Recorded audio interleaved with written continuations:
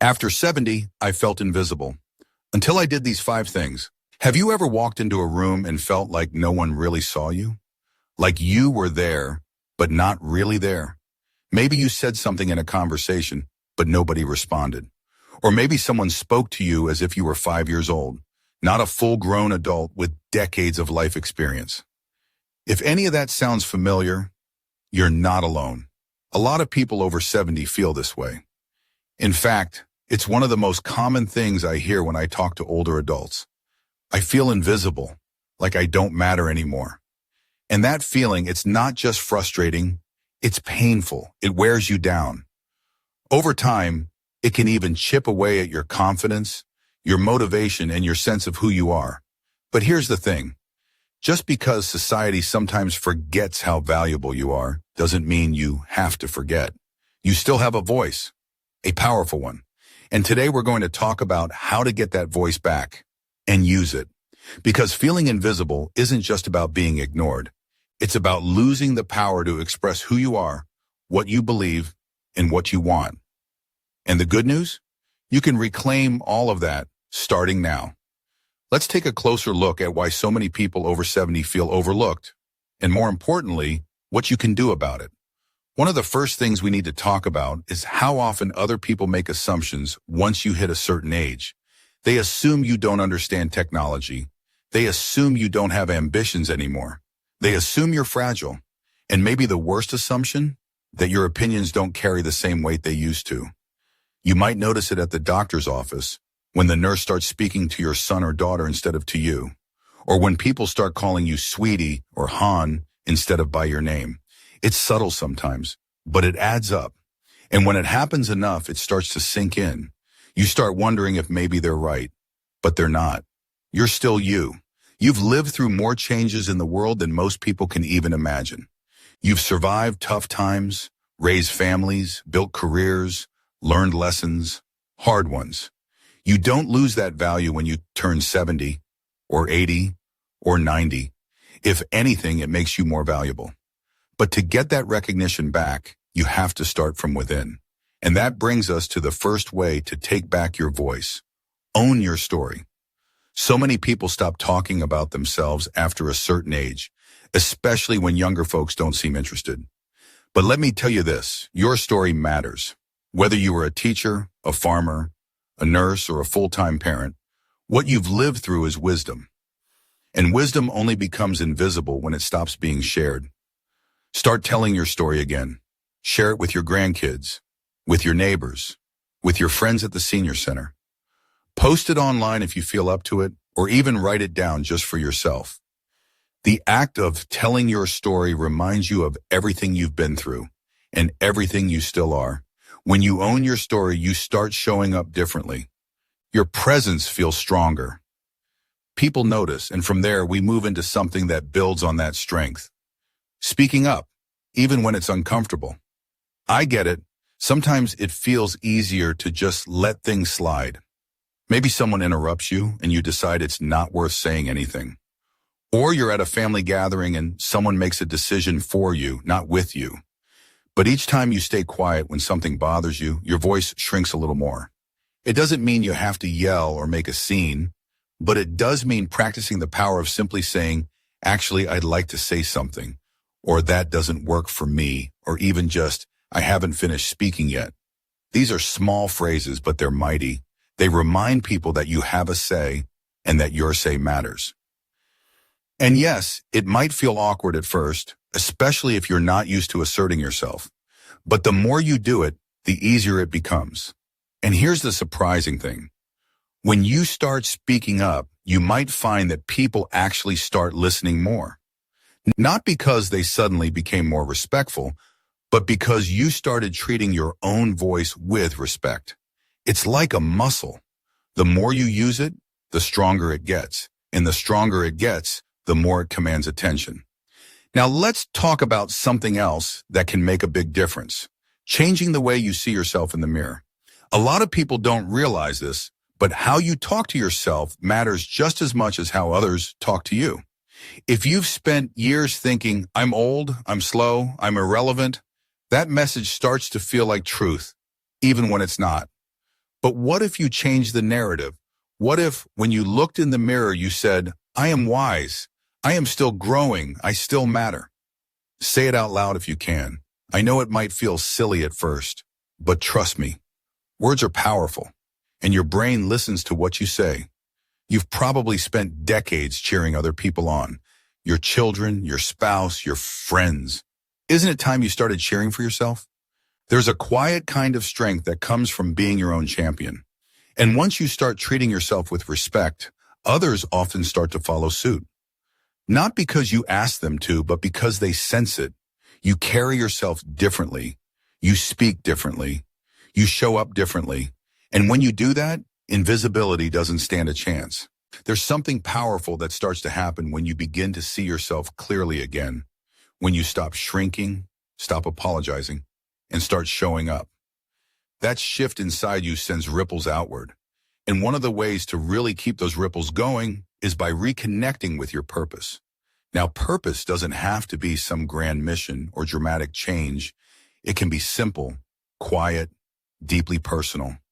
Maybe it's caring for your garden. Maybe it's helping your grandchild learn to read.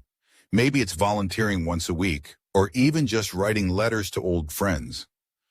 Purpose is what gives your days meaning, and when you have that, you glow in a way that no one can ignore. See, people often think retirement is about slowing down, but the truth is, for many people, it's a new chapter. And like any good chapter, it needs a theme, a reason to turn the page each day. When you have a reason to get out of bed in the morning, something that matters to you, you carry yourself differently. You stand taller. You speak with more conviction. You re-enter the world not just as someone who used to matter, but someone who still does, right now. If you've been feeling lost or unsure about what your purpose might be, try this. Ask yourself what makes you feel useful, or joyful, or alive. Don't worry if it sounds too small, too odd. Purpose doesn't have to impress anyone. It just has to move you. When you reconnect with that, your sense of self becomes so much harder for others to ignore. And while you're building that inner sense of value, there's something else that goes hand in hand with reclaiming your voice. Surrounding yourself with people who actually hear you. Let's be honest here. Not every person in your life is good for your self-worth. Some people mean well, but they talk at you instead of with you. Some dismiss your opinions, correct your memories, or cut you off mid-sentence without even realizing they're doing it. And over time, that kind of behavior teaches you to speak less, to doubt yourself more. So take a moment and think about who really listens to you, who makes you feel seen, respected, and valued. It could be a lifelong friend. It could be someone you met recently in a community group. It might even be someone online who shares your interests. The people you keep close can either lift you up or keep you small. And when you're trying to reclaim your voice, you need allies, not obstacles.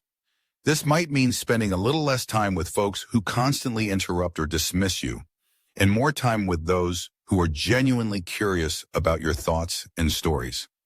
You deserve to be in spaces where you're heard, not just out of politeness, but because your voice adds something meaningful to the conversation. And don't underestimate the power of finding new circles. Just because you're over 70 doesn't mean you're done making connections. Whether it's a book club, a walking group, an art class, or even a Facebook group for people your age with similar passions. There are places out there where your voice belongs. And sometimes just being in the right room can remind you of how valuable your words really are. Now, there's one more piece of this puzzle that often gets overlooked, but it's just as important as anything else we've talked about. It's the way you express yourself creatively. You might be thinking, I'm not an artist, or I haven't done anything creative in years. But creativity isn't about being perfect. It's about expressing what's inside of you in a way that feels real. And when you do that, your voice gets louder, not just to others, but to yourself. Have you ever tried writing a short story about something that happened to you? Or painting, even if it's just for fun? Or recording your thoughts on your phone like a little audio diary? That's your voice coming through in another form. And sometimes it's that kind of expression that helps you rediscover what you really think and feel. A woman once told me she started keeping a journal after her husband passed away. just a few lines each morning. She said it was like turning on a light in a dark room. Suddenly her feelings had a place to go. And more than that, she started to hear herself again. She said, "For the first time in years, I remembered what my voice sounded like." And that's the beauty of it. Your voice doesn't always have to be spoken out loud. It can live in what you write, what you draw, what you sing in the kitchen when no one's around. And every time you make something, anything, you're reinforcing the idea that you're still here, that you still matter. So maybe today, try something small. Write down a childhood memory, hum a melody you used to love, sketch the view from your window, even if it's just stick figures and scribbles. Don't do it for anyone else. Do it for you, for your voice, for your spark. Because invisibility isn't just something the world does to us. Sometimes it's something we slowly do to ourselves by silencing our stories, accepting others' assumptions, and putting ourselves last. But the truth is, you're not invisible. You've just been too quiet for too long. And the moment you begin to speak, really speak, people notice, the world starts to shift around you. And suddenly, you're not just seen again, you're felt. When you start expressing yourself again, whether through words, actions, or even creativity, something inside begins to shift. You don't just feel like you found your voice, you start owning it. And that brings us to something truly powerful: setting boundaries and honoring your needs. Now, let's be honest. Boundaries are tough at any age. But for many seniors, especially after 70, it gets even harder. Maybe you don't want to seem like a burden. Maybe you feel guilty saying no when someone asks for help or assumes you'll go along with their plans. Or maybe you've just spent your whole life putting others first, and it feels uncomfortable to finally put yourself at the front of the line. But here's the truth. Honoring your needs doesn't make you selfish. It makes you strong. And when you don't set boundaries, you slowly disappear into the background of your own life. You start doing things out of obligation, not choice. And that quiet resentment, it grows. It makes you feel tired, unheard, and yes, invisible. So what does setting a boundary really look like? It doesn't have to be dramatic or harsh. It can be as simple as saying, "I'm not up for visitors today, but I'd love to talk on the phone tomorrow." Or, "I'd rather not discuss that topic. It's not helpful for me." Or even just, "No, thank you." Every time you do that, you're reinforcing your value. You're telling the world and yourself that your time, your peace, your voice matters. And that's a powerful message to send. Some people might push back when you start speaking up in this way. That's normal, especially if they're used to you always saying yes. But their discomfort doesn't mean you're doing the wrong thing. In fact, it usually means you're doing exactly what you need to do, shifting the balance and reclaiming your space. And here's the beautiful part.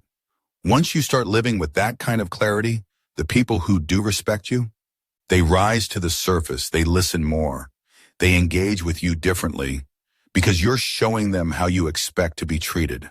At the heart of all this, the speaking up, the setting boundaries, the reconnecting with purpose is something very simple and very profound. It's the idea that you are still becoming.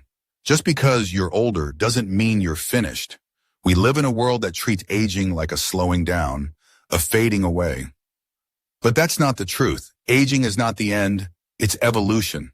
It's you still changing, still growing, still learning how to live fully, and you can choose to live loudly, boldly, intentionally, no matter what your birth certificate says. Think of it this way. The world needs your wisdom, your stories, your humor, your insight. It needs your laughter, your questions, your perspective. You bring something to the table that no one else can. And when you don't speak, that seat at the table stays empty. But when you do speak, when you take up that space with pride and purpose, you give other people permission to do the same. You inspire your friends, your grandkids, your community. You remind them that aging isn't something to fear. It's something to embrace. You are living proof that life doesn't stop at 70. It transforms. And your voice? It's not just still relevant, it's essential. So what can you do today to step back into that light? Maybe it's calling someone and sharing something you've kept to yourself. Maybe it's saying no to something that drains you, and yes to something that fills you up. Maybe it's telling your story out loud, on paper, or even on camera.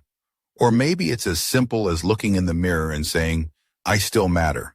Because you do. And if no one's told you this in a while, let me say it now. You are not invisible. You are once.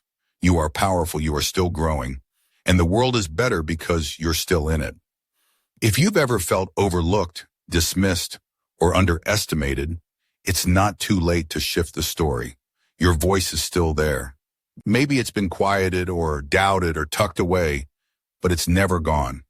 All it takes is one step, one word, one moment of truth, spoken by you, for you.